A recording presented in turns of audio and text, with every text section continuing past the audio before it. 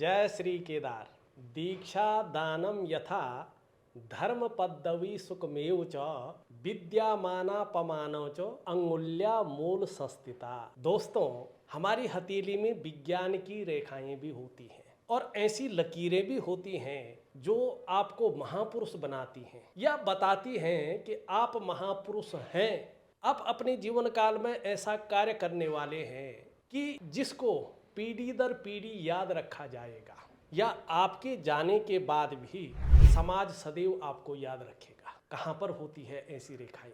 क्यों उनको विज्ञान की रेखाएं कहते हैं? देखिएगा, हमारा जो बुद्ध का क्षेत्र होता है ना, ये वाला जिसको मरकरी का माउंट कहते हैं, ये गणित है, दर्शन है और विज्ञान है। इन क्षेत्रों में आपको प्रकांड विद्वान बनाता है। आपकी जो कम्युनिकेशन स्किल्स हैं उनको डेवलप करता है। और देखिएगा, यहाँ पे सबकी, हर व्यक्ति की कोई ना कोई रेखाएं होती हैं जो ऊपर की ओर जाती हैं। आप इन रेखाओं को जरा ध्यान से देखिएगा। अगर आपकी हथेली में बुद्ध का पर्वत सुंदर रूप में विकसित अवस्था में है और आपकी जो ये उंगली है इस उंगली के पहले पोरवे तक पहुंच रही है और साथ में आपका बृहस्पति का पर्वत पुष्ट और सुंदर अवस्था में है और यहाँ पे गिन के स्पष्ट तरीके से 5 रेखाएं खड़ी रूप में दिखाई दे रही हैं, तो ये विज्ञान की रेखाएं होती हैं।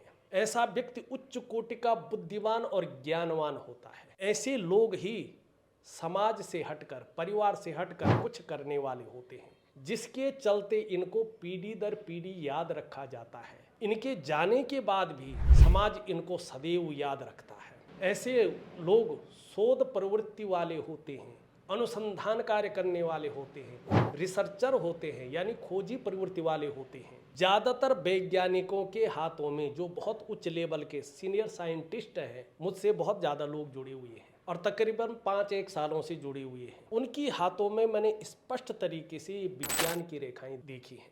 कई सारे लेखक जिन्होंने बहुत बड़ी बड़ी पुस्तकें लिखी हैं, समाज को बहुत कुछ दे रहे हैं, उनकी हथेली में भी मैंने 5 खड़ी सुंदर सी रेखाएं देखी हैं। क्योंकि ये रेखाएं आपको महापुरुष बनाती हैं। ये रेखाएं बताती हैं कि आपके जाने के बाद भी आपका वर्चस्व रहेगा, आपके जाने के बाद भी लोग आपको याद करेंगे। आपके जो जनरेशन है नहीं, वो कहेंगे ये हमारा पुरखा है या हमारा पुरखा था। ऐसी स्थिति को ये देता है। तो बहरहाल देखिएगा कि आपके इस क्षेत्र में कितनी लकीरें हैं। हर लकीर का अपना एक महत्व है। 1 लकीर है तो उसका अपना महत्व है, 2 है तो उसका अपना महत्व है, 3 है तो अपना है, 4 है तो अपना है और 5 है तो बहुत बढ़िया। उसका महत्व तो क्या कहे। कभी केदारेश्वर क्षेत्र में आइएगा और अध्यात्म को अगर बहुत नज़दीक से देखना है तो ज़्यादा दूर नहीं आ सकते हैं तो हरिद्वार क्षेत्र में आकर के, और वहाँ पे एक नील पर्वत है।